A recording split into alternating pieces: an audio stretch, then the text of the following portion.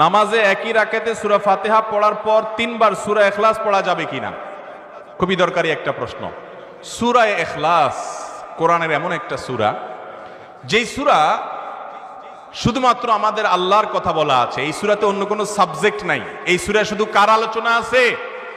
এরকম আরেকটা সূরা কোরআনে নাই যে সূরার শুরু থেকে শেষ পর্যন্ত শুধু আল্লাহর গুণগান আছে, আল্লাহর বৈশিষ্ট্যের কথা আছে, আল্লাহর একত্ববাদের কথা আছে, অন্য কোনো সাবজেক্টই নেই।